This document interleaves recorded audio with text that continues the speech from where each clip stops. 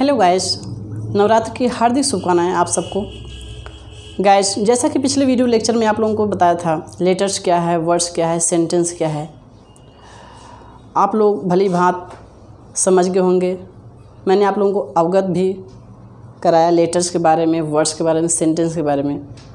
But guys, light के वजह से आप लोगों को थोड़ा सब अक्षर में स्पष्ट दिखाई नहीं दे रहा होगा, इसे थोड़ा प्रॉब्लम हो रहा होगा।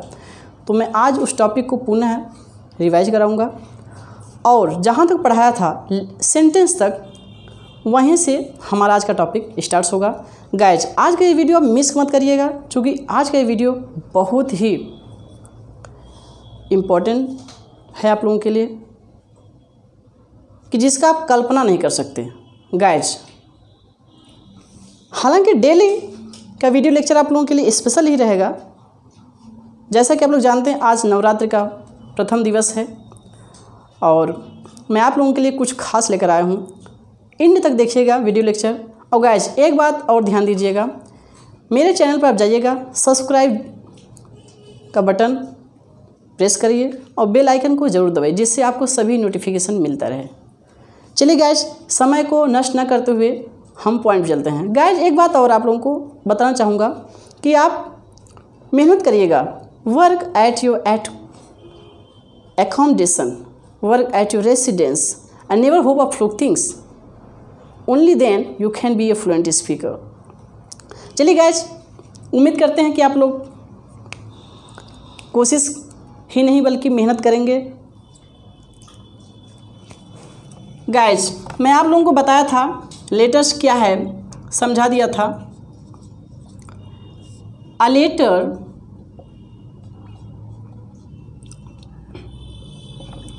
is the smallest unit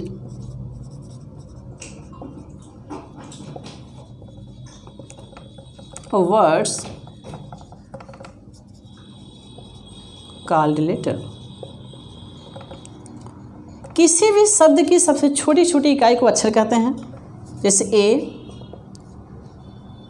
B, C, D, Z, ये सभी लेटर्स हैं। इसका स्क्रीनशॉट आप लोग ले लीजिएगा। वर्ड्स का भी मैं आप लोगों को डेफिनेशन बताया था। वर्ड्स क्या है? whenever some words, some letters combined together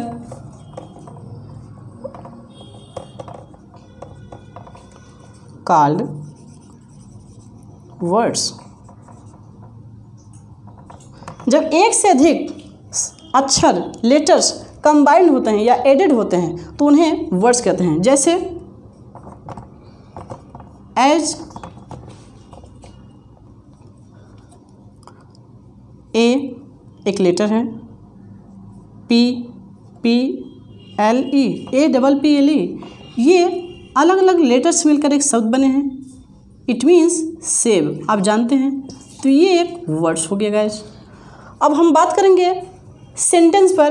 guys, आप स्क्रीनशॉट ले लीजिएगा, मगशॉट ले लीजिएगा, जिससे आपको लिखने में आसान हो।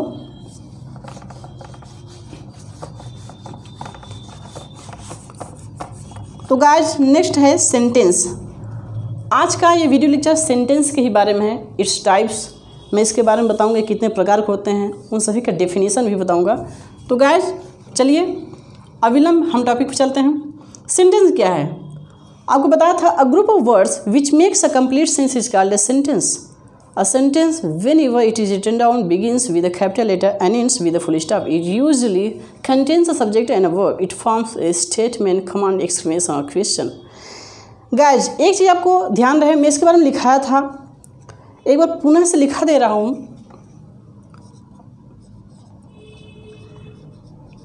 अ group of words which makes a complete sense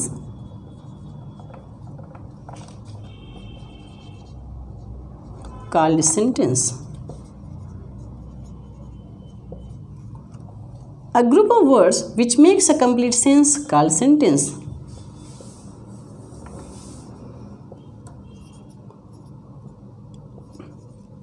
A sentence when it is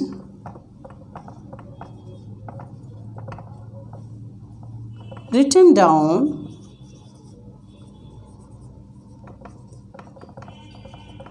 begins with a capital letter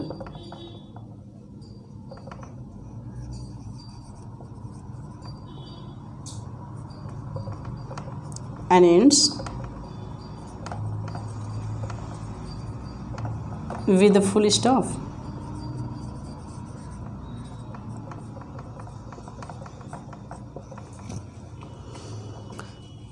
A group of words which makes a complete sense called sentence. A sentence when it is written down begins with a capital letter and ends with a full stop.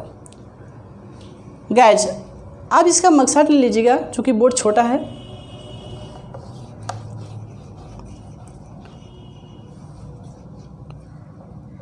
It usually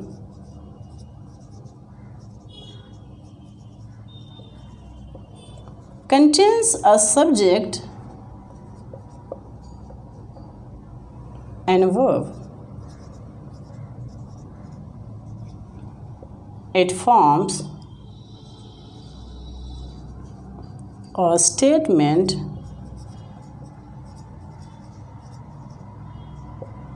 command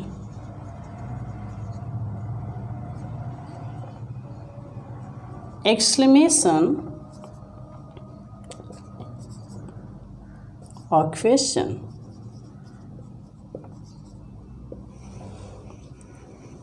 इसमें प्रायः कर्ता होता है और यह वक्तव्य, आज्ञा, प्रार्थना के रूप में होता है. तो गाइस इसको नोट कर लीजिएगा.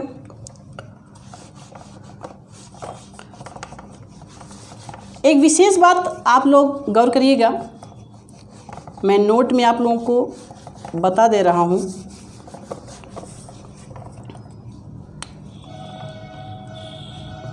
ध्यान रहे, a sentence can't be completed without a verb. Sentence बिना वर्ब के कभी भी कंप्लीट नहीं किया जा सकता.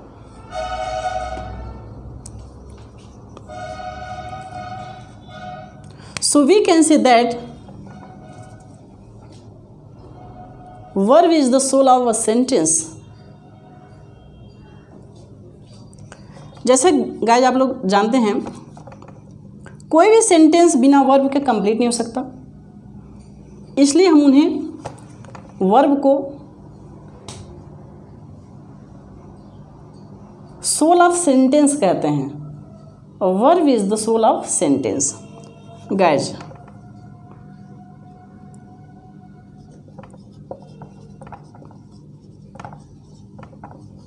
a sentence can't be completed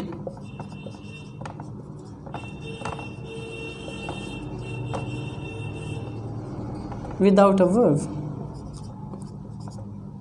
So we can say that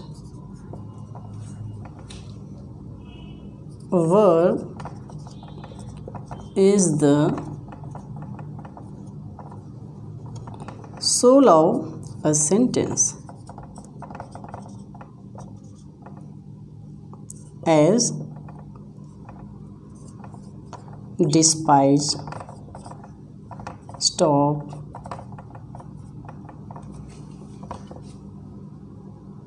pinch, ये सभी वर्ब है गाइस. और इसके बिना कोई भी सेंटेंस कंप्लीट नहीं हो सकता. कोई भी वर्ब हो, ये ज़रूरी नहीं है डिस्पाइज हो, स्टॉप हो, पिंच हो, कोई भी सेंटेंस वर्ब्स के बगैर कंप्लीट नहीं हो सकता है. इस बात का ध्यान रहे.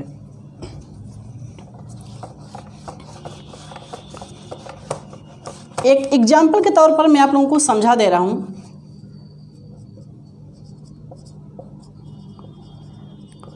फॉर एग्जाम्पल देख लीजिए, जैसे गाइस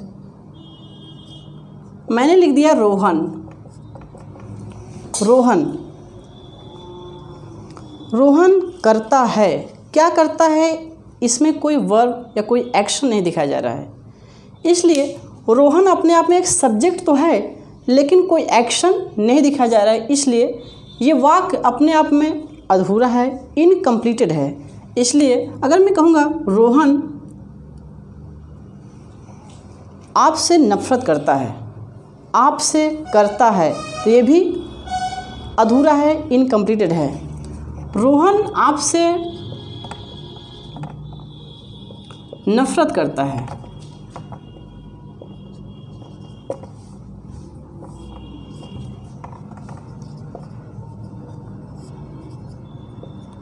ये वाक्य कंप्लीट है, ये सेंटेंस पूर्ण रूप से कंप्लीट है। इसमें क्लियर हुआ कि रोहन किसी व्यक्ति से, आपसे, किसी से भी एवर करता है, डिस्पाइज करता है, हेट करता है, डिटेस्ट करता है। तो ये कंप्लीट तो हुआ लेकिन वर्ब से, बगैर वर्ब का ये वाक्य कंप्लीट नहीं है। अब आप जानते हैं गाइस कि किसी भी वाक्य में एक सब्जेक्ट होता है और एक क्रिया होता है। चलिए गाइस, रोहन, रोहन एक प्रॉपर नाउन है, व्यक्तिवाचक संज्ञा है, एक व्यक्ति है, इसलिए कैपिटल लेटर में आर को लिखा गया। अब proper noun always used in capital letter. Rohan abhors, abhors you, Rohan abhors you, Rohan आपसे नफरत करता है। तो नफरत करने का होता है एवर, डिस्पाइज, हेट, डिटेस्ट या डिसलाइक। गाइस, आज मैं बताऊंगा कि सेंटेंस के प्रकार, इतना तो आप समझ ही गए। Types of sentences.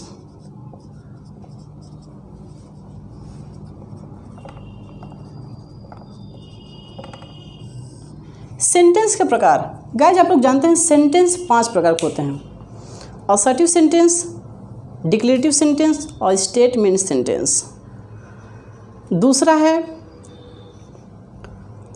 Imperative sentence, interrogative sentence, exclamatory sentence और 5th नंबर पर आता है आपका optative sentence.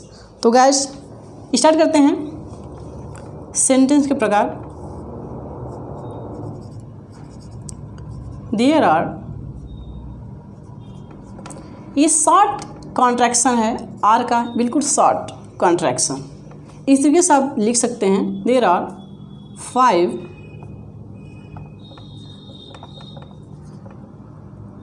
kinds of sentences।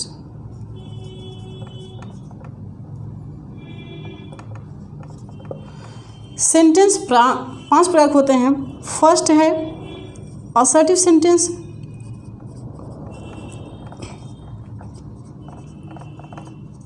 Assertive sentence. आप इसे डिक्लेरेटिव सेंटेंस भी कर सकते हैं, डिक्लेरेटिव सेंटेंस, या स्टेटमेंट सेंटेंस, स्टेटमेंट सेंटेंस कह सकते हैं। असर्टिव सेंटेंस, डिक्लेरेटिव सेंटेंस और स्टेटमेंट सेंटेंस। गाइस ध्यान रहे, इस स्टेट नहीं बोलना, स्टेट, स्टेट, चूँकि यहाँ पर आधा स रहता है, स्टेट इस तरीके से रहता है, इसलिए यहाँ पर हाफ जो लेटर्स है उसे को यूज करिए, state, state, not state, statement sentence. Okay guys, तो असर्टिव सेंटेंस मीन्स आप जानते हैं सकारात्मक, कथात्मक वाक्य, विधिसूचक वाक्य, यानी इन सभी का मतलब होता है assertive sentence, declarative sentence, statement sentence का मतलब होता है कथात्मक, विधिसूचक, स्वीकारात्मक या फिर वक्तव्यात्मक वाक्य कह सकते हैं। सेकंड नंबर पे आपका आता है इंटेरोगेटिव सेंटेंस।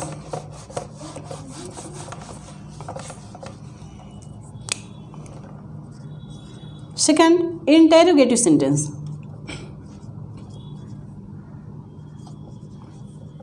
इंटेरोगेटिव सेंटेंस, इससे पहले मैं आप लोगों को बता दूं कि असर्टिव सेंटेंस दो प्रकार के होते हैं। गाइज, इंटेरोगेटिव सेंटेंस से पहले मैं आप लोगों को असर्टिव सेंटेंस के बारे में समझा दूं। असर्टिव सेंटेंस दो प्रकार के होते हैं। असर्टिव सेंटेंस ये दो प्रकार के होते हैं। पहला है अफर्मेटिव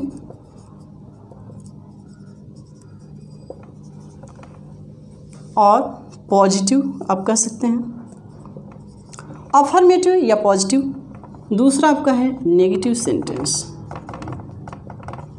नेगेटिव सेंटेंस। गाइज, यानी असर्टिव सेंटेंस जिसे हम अभी आप लोगों को बताया, डिक्लेरेटिव सेंटेंस, स्टेटमेंट सेंटेंस, ये दो प्रकार के होते हैं। पहला अफर्मेटिव, दूसरा नेगेटिव। अफर्मेटिव सेंटेंस क्या है, इसको जानने का प्रयास करिए।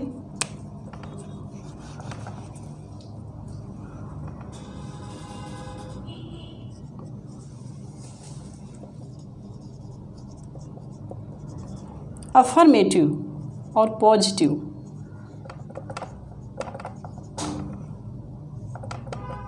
Guys, an affirmative sentence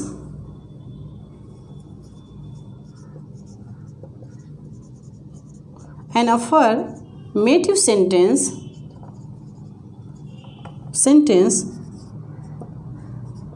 gives an information about something.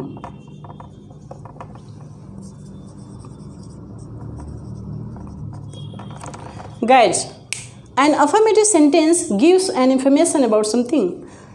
यहाँ पर मैंने लिखा है इन्फॉर्मेशन, कुछ लोग बोलते हैं इन्फॉर्मेशन, इन्फॉर्मेशन। गाइज, इसका जो प्रोनाउंसिएशन है बिल्कुल गौर से आप सुनिएगा, इसे इन्फॉर्मेशन बोलते हैं, not information, not information, information.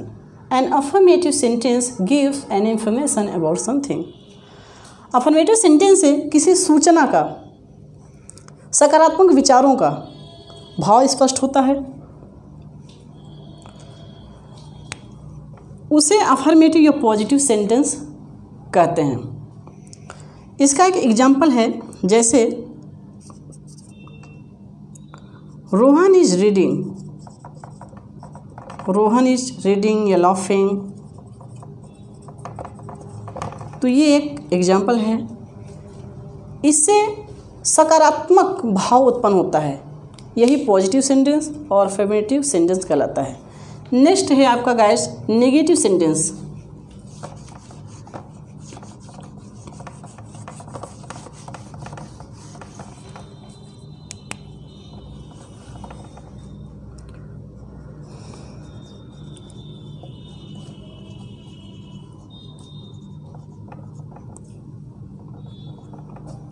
A negative sentence means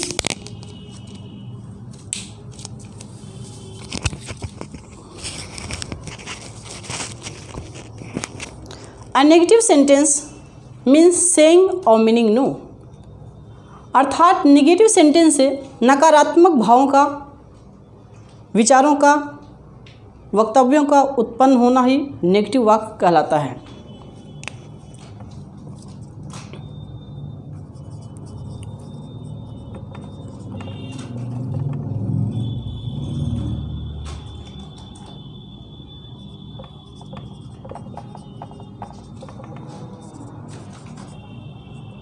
saying or meaning no। As I am not going, I am not going, मैं नहीं जा रहा हूँ। गाइज, यहाँ पर I am not लिखा है, इसका शॉर्ट जो कंट्रैक्शन होता है इसके बारे में आप लोगों को आने वाले पिछले वीडियो लेक्चर में बताऊँगा, समझाऊँगा। कि यहाँ पर एम नॉट को हम एंड भी कहते हैं, इसे जो शॉर्ट कॉन्ट्रैक्शन है, इस तरीके से भी आप कह सकते हैं, अ एंड गोइंग। ये एक शॉर्ट कॉन्ट्रैक्शन है, इसका स्क्रीनशॉट ले लीजिएगा।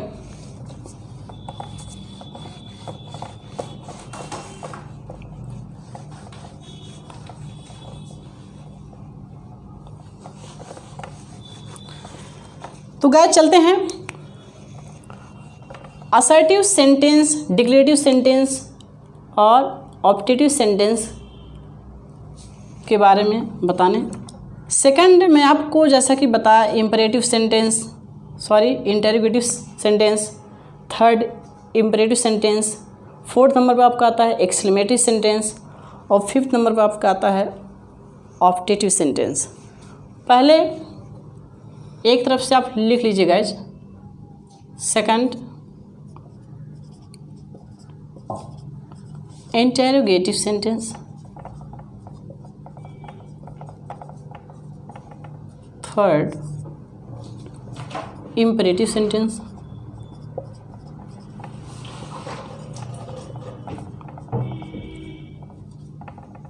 फोर्थ exclamatory sentence,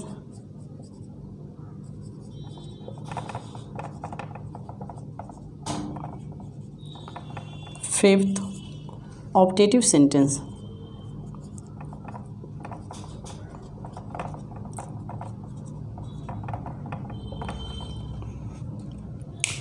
चलिए गाइस नेक्स्ट आपको बताते हैं असर्टिव सेंटेंस, डिक्लेरेटिव सेंटेंस और स्टेटमेंट सेंटेंस क्या है। पॉइंट पे चलते हैं, इसका स्क्रीनशॉट आप ले लीजिएगा।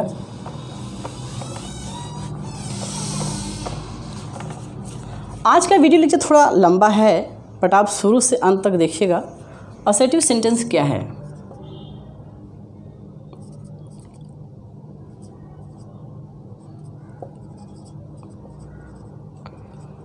Assertive sentence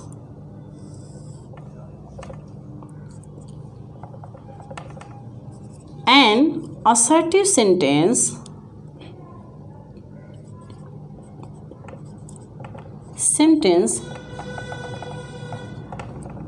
states a fact, opinion,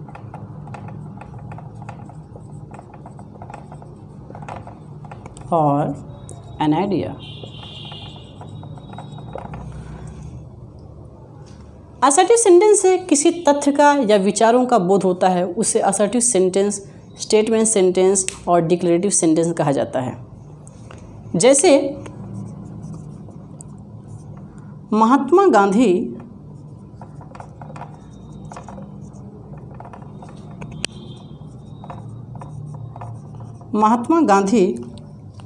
is known as the father of nation.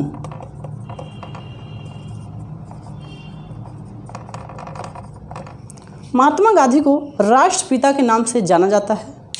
ये एक तथ्य है, फैक्ट है। ये असर्टिव सेंटेंस, स्टेटमेंट सेंटेंस या फिर डिक्लेरेटिव सेंटेंस की कैटेगरी में आता है। गाइस नेक्स्ट है आपका interrogative sentence.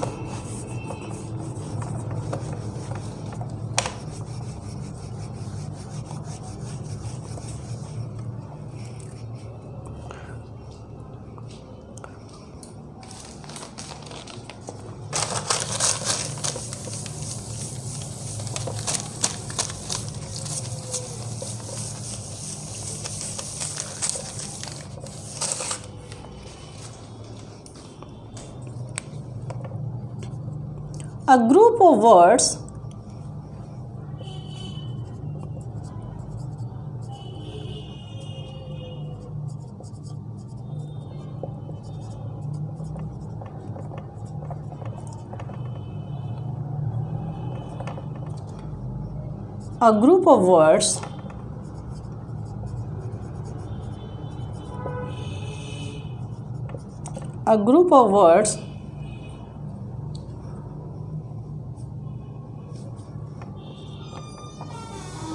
A group of words having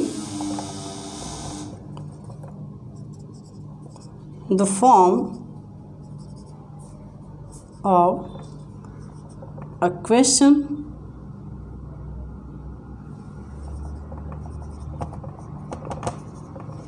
a group of words having the form of a question or asking a question called an interrogative sentence.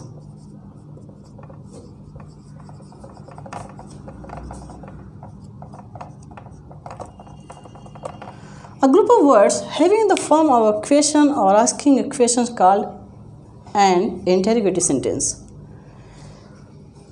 या आप ये भी कह सकते हैं such sentences are used to ask question called interrogative sentence. ऐसे वाक्य जिससे प्रश्न का बोध हो उसे इंटेरोगेटिव सेंटेंस कहते हैं. For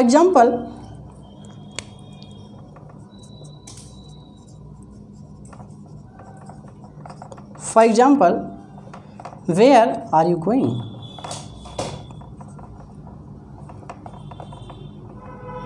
where are you going question mark. Guys ये रहा आपका इंटेरोगेटिव सेंटेंस. नेक्स्ट आपको बताते हैं imperative sentence.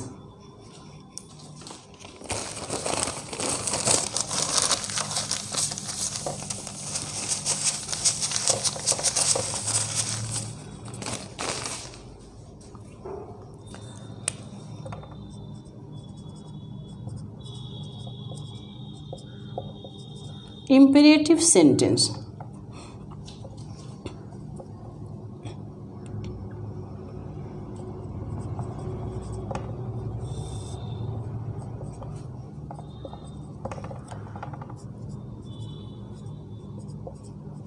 An imperative sentence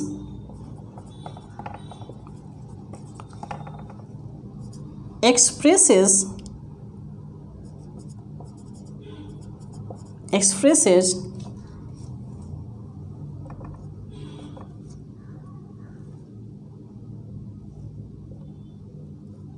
request,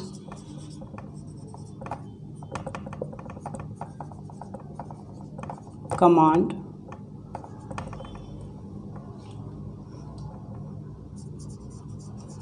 called an imperative sentence.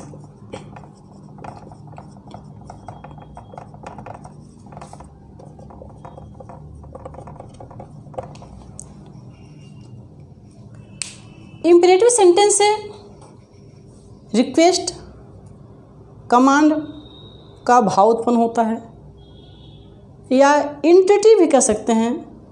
वक्तव्य का प्रार्थना का भाव उत्पन्न होता है उसे इंपेरेटिव सेंटेंस कहते हैं. जैसे as have mercy on us. Have mercy on us हम पर दया करो, मुझ पर दया करो. यह एक इंपेरेटिव सेंटेंस है.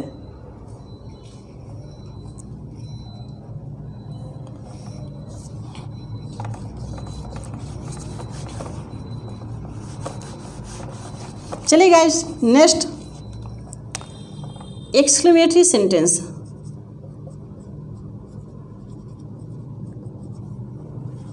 Exclamatory sentence.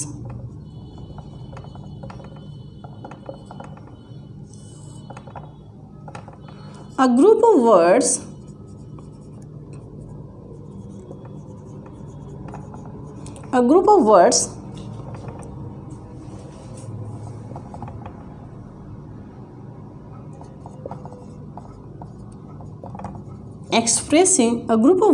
expressing a strong feeling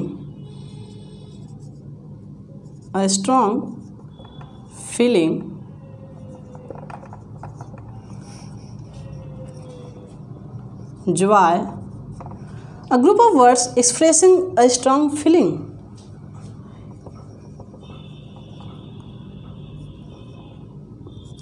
Joy, happiness, joy,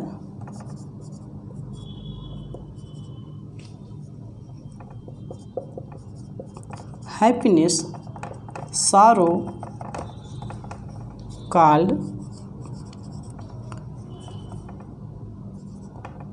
exclamatory sentence.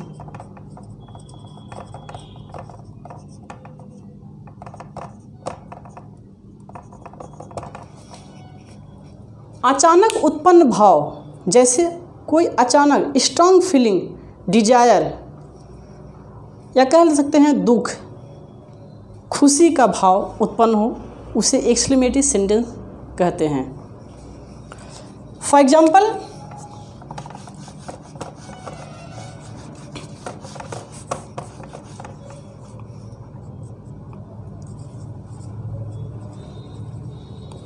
Example,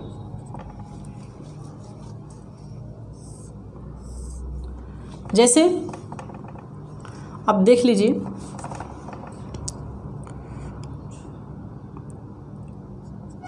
how beautiful she is. यहाँ पर एक्सक्लेमेशन का मार्क लगेगा gas.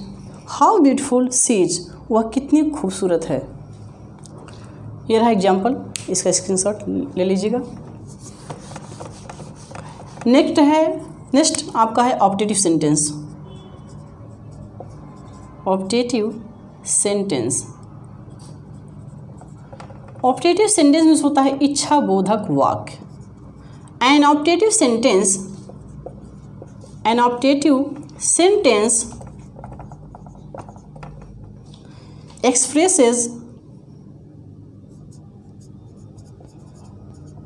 expresses wish, curse or blessing,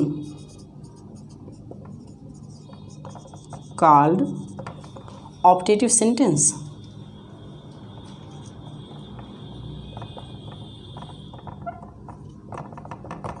optative sentence.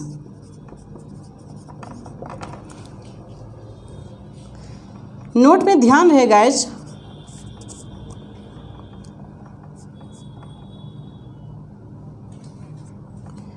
It starts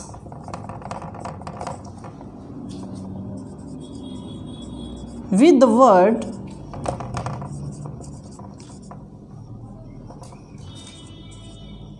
में। ऑप्टेटिव सेंटेंस जो है में से प्रारंभ होता है, में से स्टार्ट होता है।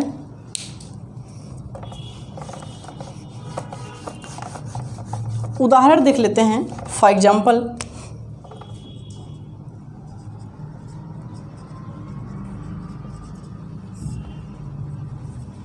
May you live long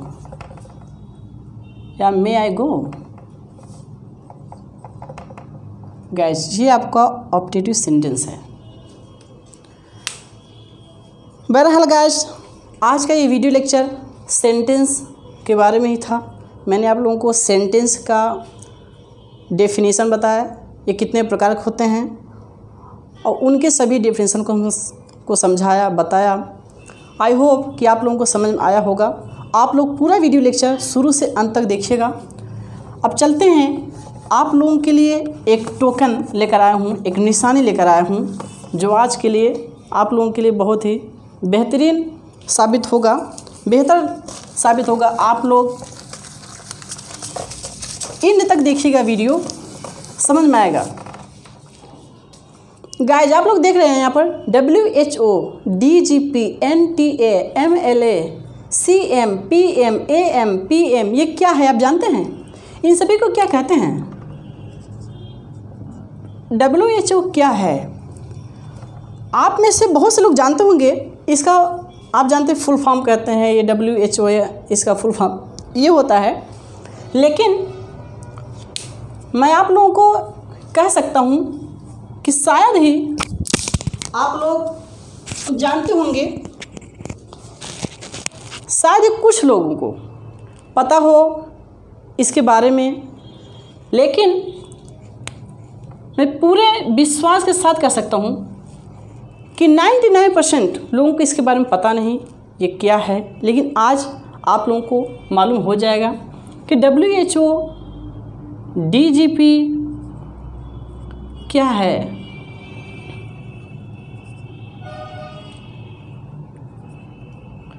DGP, WHO, NTA क्या है गाइज, पहले समझ लीजिएगा। इन सभी को एक्रोनिम कहा जाता है। WHO, DGP, NTA, MLA, CM, PM, AM, PM, इन सभी को एक्रोनिम कहते हैं। Acronym ACRONYM, these are called acronym guys, acronym not acronym। Acronym नहीं बोलना है, इसका जो प्रोनाउंसिएशन है वो है acronym. Okay guys, acronym means होता है, एक्रोनिम एक्चुअली ये नाउन है। एक्रोनिम मीन्स होता है शब्दों के आदि अक्षरों से बना संक्षिप्त शब्द, जिसे एक्रोनिम कहा जाता है। जैसे WHO वर्ल्ड हेल्थ ऑर्गेनाइजेशन,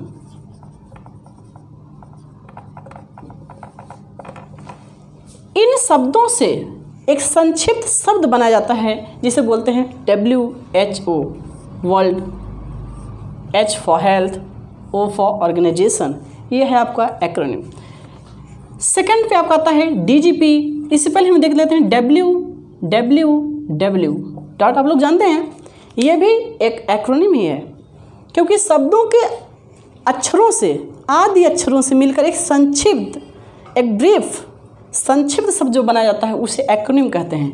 जैसे world, world, world not word, world, wide, web, website नहीं, वेब बुक, इतना आप कह दिए पर्याप्त है। Web, world wide web, world wide web. ठीक है गाइज, तो आई होप कि आप लोग समझ गए होंगे कि एक्रोनिम क्या है।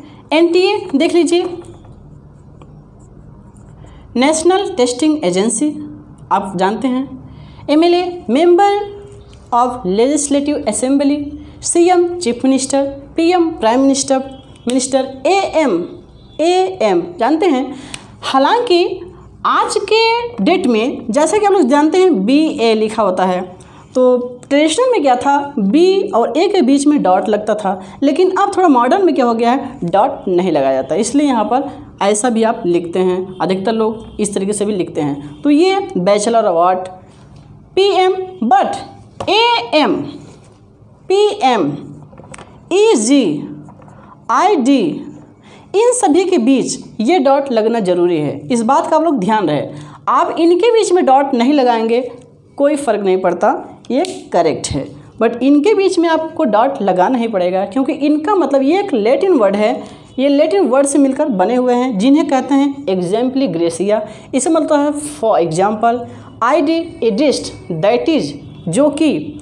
वैसे ही एंटी मेरिडियन, इसके बीच में डॉट लगेगा, anti meridian, P.M post meridian. तो गाइस आप लोग समझ गए होंगे।